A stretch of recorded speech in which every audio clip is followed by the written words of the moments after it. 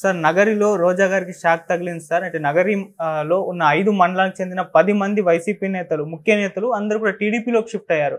అయితే రోజా గారి ఓటమికి ఇది మొదటి స్టెప్ అని చాలా మంది అభిప్రాయపడుతున్నారు. అసలు ఏం జరిగింది? మరి ఇది రోజా గారు ఎలా డీల్ చేస్తారు?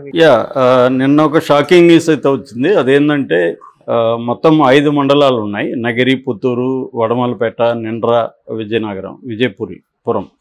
సో ఈ 5 మండలాల నాయకులు ప్రధానమైన నాయకులు వీళ్ళే ఎప్పటి నుంచో కూడా ఒక దాని ఏమంటారు అసమ్మతి వర్గం అని చెప్పచ్చు.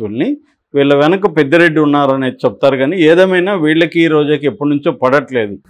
సో ఆ మధ్య కూడా వీళ్ళందరూ కలిసి తాడేపల్లి వెళ్ళి జగన్ కలవడానికి ట్రై చేస్తే జగన్ కలవలేదు. రోజా కూడా వస్తుంది, ఇద్దరిని కూర్చోబెట్టి మాట్లాడుతూ ఉంటే వాళ్ళు అలిగి వెళ్ళిపోయారని కూడా మనం కూడా చెప్పుకున్నాం. సో అప్పటి నుంచి నిజానికి రోజాకి అక్కడ టికెట్ ఇవ్వరేమో అనేది కూడా ఉనింది, కానీ ఎందుకు ఇవ్వాల్సి వచ్చిందో కూడా నేను చెప్పాను గతంలో. ఎందుకంటే రోజా ఒక ఫైర్ బ్రాండ్, తెలుగుదేశానికి వ్యతిరేకంగా గట్టిగా మాట్లాడగలిగిన ఏకైక మహిళ వైసీపీలో. సో ఆమెని వదులుకునే పరిస్థితి ఉండదు. ఒకవేళ ఆమె యాంటీ అయినా మళ్ళీ జగన్కి యాంటీగా అలాగే మాట్లాడగలిగిన పరిస్థితి ఉంటుంది. ఎందుకంటే ఒకప్పుడు తెలుగుదేశంలో ఉండింది, అప్పుడు ప్రత్యర్థుల్ని అలాగే మాట్లాడింది. మళ్ళీ వైసీపీలోకి వచ్చి ఇప్పుడు తెలుగుదేశంలో మాట్లాడుతుంది. రేపు పొద్దున ఈమెను టికెట్ ఇకపోతే చంద్రబాబు ఎన్ని ఉన్నా మళ్ళీ చేర్చుకోవడానికి కూడా గ్యారంటీ లేదు. సో అందుకని జగన్ ఏం చేశాడంటే ఓడిపోయినా పర్లేదు అనుకున్నట్టుగానే ఇచ్చినట్టుగా మనం అర్థం చేసుకోవాలి. ఎందుకంటే ఇదంతా ఈ సిచ్యువేషన్ జగన్కి తెలీదా? ఎందుకంటే ప్రతి నియోజకవర్గంలోనూ ఆయన 4-5 రకాల నివేదికలు తెప్పించుకుంటున్నాడు కాబట్టి తెలియకుండా పోయే ప్రసక్తి ఉంటుందని నేను అనుకోవట్లేదు. అయితే వీళ్ళు పోతే పోనీ అనుకొని వదిలేస్తారని తెలీదు. మొన్న మాత్రం వడమాలపేటకు సంబంధించిన మురళీధర్ రెడ్డిని సస్పెండ్ చేశారు, పార్టీ నుంచి తీసేశారు. సో ఈ నేపథ్యంలో నిన్న ఒక డ్రాస్టిక్ స్టెప్ తీసుకున్నారు. ముఖ్యంగా కొప్పేడుకు సంబంధించి నిండ్ర మండలంలో ఉంటుంది. కొప్పేడు మా ఊరు పక్కన యాక్చువల్గా. సో మాజీ శ్రీశైలం దేవస్థానం మాజీ చైర్మన్ ఆయన చక్రపాణి రెడ్డి. సో తను నాయకత్వంలో చాలామంది బయటకు వచ్చేసారు ఇప్పుడు. అట్లాగే వడమాలపేట జడ్పీటీసీ ఇందాక చెప్పిన సస్పెండ్ అయిన మురళీధర్ రెడ్డి అతను వచ్చాడు.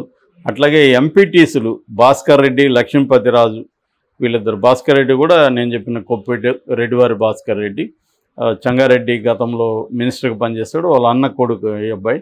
సో తను కూడా బయటకు వచ్చేసాడు. దాని తర్వాత లక్ష్మీపతిరాజు, అక్కడ చిత్రే కమ్యూనిటీ కూడా గణనీయమైన సంఖ్యలో ఉంటుంది. గతంలో కూడా చిత్రే కమ్యూనిటీ నుంచి కూడా అక్కడ ఎమ్మెల్యేగా ఎన్నికైన వాళ్ళు ఉన్నారు. సో అది తర్వాత సర్పంచులు తులసిరెడ్డి, గోపి, ప్రభాకర్, సంపూర్ణ, జయమ్మ, మనోహర్ నాయుడు 6 మంది సర్పంచులు ఆమెకి వ్యతిరేకంగా తిరుగుబాటు చేస్తారు. మా ఊరు సర్పంచ్ కూడా జయమ్మ గారని ఆమె కూడా రిజైన్ చేశారు.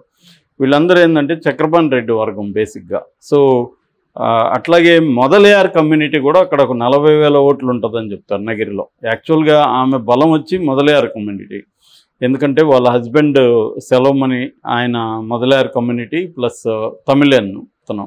ఈ నగిరి అనేది ఏంటంటే తమిళ్ బార్డర్లో ఉంటుందన్నమాట. సో ఆల్మోస్ట్ నగిరి చుట్టుపక్కలంతా కూడా మొదలయార్స్ బలంగా ఉంటారు. వాళ్ళందరూ కూడా వీవింగ్ కమ్యూనిటీ. సో వాళ్ళ హస్బెండ్ వాళ్ళతో నిరంతరం టచ్లో ఉండడం, తమిళోడు కావడం, సో వాళ్ళకి ఏమైనా ఇష్యూస్ ఉంటే తన అందుబాటులో ఉండడం. అందువల్ల నిజానికి ఈమె ఈ 2 సార్లు కూడా గెలిచింది, చాలా టఫ్గానే గెలిచింది. ఫస్ట్ అయితే 2014లో ముద్దుకృష్ణ నాయుడు ఉన్నప్పుడు దాదాపు 800 చిల్లర ఓట్లతో ఆమె గెలిచింది. తర్వాత 2019లో జగన్ మీద అంత వేవ్ ఉన్నప్పుడు కూడా ఆమె గెలిచింది 2000+ ఓట్లతోనే, భాను ప్రకాష్తో. సో ముద్దుకృష్ణ నాయుడు వాళ్ళ పెద్ద అబ్బాయి. సో అందువల్ల మేమీ బంపర్ మెజార్టీతో ఎప్పుడూ గెలవలే. ఆ నేరో మెజార్టీకి కూడా వాళ్ళ హస్బెండ్ కారణం ఈమె కంటే. నిజానికి ఈమె ఫైర్ బ్రాండ్, పార్టీకి బాగా మంచి అసెట్ అవన్నీ ఉన్నాయి, కానీ ఎప్పుడైనా ఎమ్మెల్యేలు, ఎంపీలు వాళ్ళ నియోజకవర్గంలో పనిచేయాలి. ఈమె అది చేయలేదు. మనకు తెలుసు కదా, ఈమె ఎప్పుడు చూసినా హైదరాబాద్లో షోలలో ఉండడం. ఈ పని ఎమ్మెల్యే అయినాక మళ్ళీ ఎందుకు షోలు ఇవన్నీ? అప్పుడే ఆమె మీద విమర్శలు వచ్చాయి.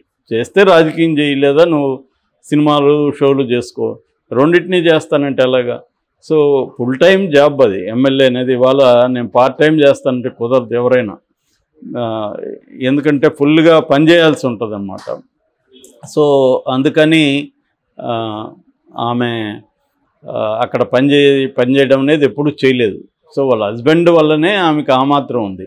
ఇప్పుడు ఏంటంటే అది కూడా ఆమెకు మిగతా వాళ్ళు, ఇప్పుడు నేను చెప్పిన చక్రపాణి రెడ్డి ఇలాంటి వాళ్ళు అందరూ కూడా గట్టిగా నిలబడి వైసీపీని గెలిపించాలని చెప్పి నిలబడి, ఆమెతో ఇబ్బందులు ఉన్నా కూడా ఇంతకాలం నిలబడ్డారు. కానీ ఎంతకాలం చూస్తారు?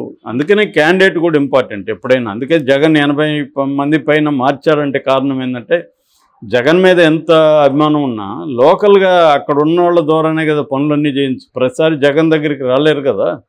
సో అందుకని అక్కడ క్యాండిడేట్లు చాలా ఇంపార్టెంట్ ఎప్పుడైనా కూడా. అందుకనే ఇక్కడ మనకు తెలంగాణలో ఓడిపోవడానికి కూడా సిట్టింగ్ ఎమ్మెల్యేని మార్చకపోవడం. కేసీఆర్ ఏమనుకున్నాడు, నన్ను చూసి వేస్తారు అనుకున్నాడు. అంటే జనరల్గా కేసీఆర్ పట్ల పాజిటివ్ ఉన్నా అక్కడ క్యాండిడేట్ పట్ల నెగిటివ్ ఉంటే వాళ్ళని గెలిపించరు మళ్ళీ. ఎందుకంటే వాళ్ళతో పనిచేయాలి కదా వెళ్ళి. ఈమె ఎప్పుడు అసలు అందుబాటులో ఉండదు. ఏ పని, ఇప్పుడు చాలా పనులు ఉంటాయి ఇటువంటి నాయకులకి. ఇప్పుడు సర్పంచులు ఉన్నారు, వాళ్ళకి ఏదో ఊర్లో ఏదో ఒక పని అడుగుతారు, వాళ్ళు చేసి పెట్టాలంటే ఎమ్మెల్యేని అడగలవాలి. ఎమ్మెల్యే ఎక్కడ ఉంటుంది? అందుబాటులో ఉండదు. సో ఆయనేమో అటు తమిళ పాలిటిక్స్లో కూడా ఆయన, ముఖ్యంగా యూనియన్ పాలిటిక్స్లో ఆయన యాక్టివ్గా ఉంటారు. డైరెక్షన్ డిపార్ట్మెంట్కి అక్కడ ఆయన సెక్రటరీ ప్రెసిడెంట్ ఏదో ఉన్నాడు, ఇతర పోస్టులు ఏవో ఉన్నాయనికి. సో ఆయన అటు ఉండాలి ఇటు ఉండాలి. ఈమెమో హైదరాబాద్లో ఉంటుంది. ఎవరు వాళ్ళ తమ్ముళ్ళు అక్కడ దందాలలో దిగేశారు. వీళ్ళ ఇద్దరు తమ్ముళ్ళు ఉన్నారు రోజాకి. సో ఇట్లా అన్ని వైపుల నుంచి ఆమెకు నెగిటివ్ ఉంది. అదేదంటారు కదా, ఇంట గెలిచి రచ్చ గెలిచి అంటే ఆమె రివర్స్లో రచ్చ గెలిచింది కానీ ఇంట గెలవడం అనేది చేయలేదు.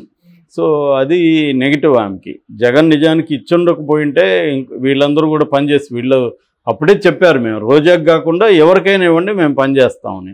కానీ జగన్కి ఉన్న ఆబ్లిగేషన్స్ జగన్కి ఉన్నాయి. ఆ రకంగా ఆయన రోజాకి ఇవ్వకుండా ఉండలేకపోయాడు. సో ఇప్పుడు అన్ని సర్వేలు కూడా రీసెంట్గా వచ్చిన మన రవిప్రకాష్ సర్వేతో సహా అన్ని సర్వేలు రోజా ఓడిపోతుందని చెప్తున్నారు. వీళ్ళు రావడం అయితే పెద్ద ఇబ్బంది. ఎందుకంటే వీళ్ళు ఇప్పుడు తెలుగుదేశానికి వెళ్ళిపోయారు. తెలుగుదేశం క్యాంపెయిన్ చేస్తారు వీళ్ళు, అందులో కసిగా వీళ్ళు వర్క్ చేస్తారు. ఆల్రెడీ ఆమె ఇప్పుడు క్యాంపెయిన్ చేస్తున్నా కూడా ఎవరు నోన్ లీడర్స్ లేరు ఆమె దగ్గర. రెండోది ఏంటంటే ఒక ఊరికి ఆమె రాగానే ఆ ఊరిలో ఉన్న వైసీపీ నాయకులే చల్లగా జారుకుంటున్నారండి ముందుగానే, ఈమెతో ఎందుకులే మొహమాటం అని. అట్లాంటి ఒక నెగిటివ్ని ఆమె మూటగట్టుకున్నది. అది పెద్ద తప్పు, అది స్వయంకృత అపరాధం అని చెప్పాలి. నిజానికి నగిరి నియోజకవర్గంలో వైసీపీకి మంచిగా ఉంది, జగన్కి అనుకూలంగా ఉంది. మొన్న కూడా కొంతమంది వీడియోలు పెట్టారు లోకల్గా. ఖచ్చితంగా జగన్ పట్ల పాజిటివ్ ఉంది, కానీ రోజా పట్ల నెగిటివ్ ఉంది. జనాలు ఒకవేళ ఓట్లు వేయాలనుకున్నా అక్కడ ఓట్లు వేయించే వాళ్ళు ఎవరు? ఇటువంటి నాయకులే కదా, ఈ సర్పంచులు ఎంపీపీలు. వీళ్ళు వేయించాలి. వీళ్ళు అడ్డం తిరిగితే ఎలా పడతాయి ఓట్లు? సో ఇది మేజర్ ప్రాబ్లం. సో కాబట్టి రోజా గెలుపు కష్టమే అనే అదే మనకి అర్థమవుతుంది. ఎందుకంటే అది ఆమె ఎప్పటి నుంచో ఉంది, వ్యతిరేకత ఉంది. దాన్ని సరిదిద్దుకోవడానికి ఆమె ట్రై చేయకుండా ఎంతసేపు వాళ్ళని కూడా విమర్శిస్తూ ఇది చేస్తుంది తప్ప కనీసం వాళ్ళతో మాట్లాడి కూర్చోబెట్టుకొని మాట్లాడి వాళ్ళకి ఏం కావాలి, ఇది రెగ్యులర్గా పొలిటీషియన్స్ చేసే పని.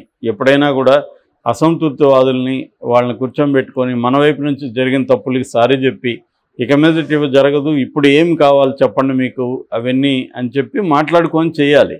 అదేమీ చేసుకోకుండా నాకు జగన్ అండ ఉంది కదా అని రెచ్చిపోతే జగన్ ఉండొచ్చు, ప్రజల అండ కూడా ఉండొచ్చు, కానీ ఆ ప్రజల్ని ఓట్లు వేసే ఒక మెకానిజం చాలా ఇంపార్టెంట్. అందువల్ల లోకల్ స్థానిక లీడర్లు అనేవాళ్ళు కానీ ఆ పని చేయకపోతే ఓటు వేయాలనుకునే వాళ్ళు కూడా వచ్చి ఇప్పుడు వేయలేరు. చాలా చోట్ల ఏంటంటే ఆ లోకల్ లీడర్ బలం ఉంటుంది, ఆయన కాదని మనం వేరే పార్టీకి ఓట్లు వేయరు. ఎందుకంటే రేపు పొద్దున అతనితో ఏవో పనులు ఉంటాయి. సో అతనితో కావచ్చు, ఆమెతో కావచ్చు. ఇప్పుడు సర్పంచ్ ఉంటారు, సర్పంచ్కి అనుకూలంగా ఉండేవాళ్ళు లోకల్గా ఉంటారు. సర్పంచ్ మారిపోయినప్పుడు వీళ్ళు కూడా మారిపోతారు, ఎందుకంటే రేపు పొద్దున సర్పంచ్తో వీళ్ళకి పనులు ఉండొచ్చు. సో ఇలాగా స్థానికంగా నాయకులు, స్థానికంగా ఉండే వైసీపీ క్యాడర్ కావచ్చు, నాయకులు కావచ్చు, వాళ్ళతో ఆమె గొడవ పెట్టుకోవడం అనేది ఆమెకు పెద్ద ఇబ్బంది అయింది. అది కూడా 5 మండలాల్లో స్ప్రెడ్ అయింది బాగా మొత్తం.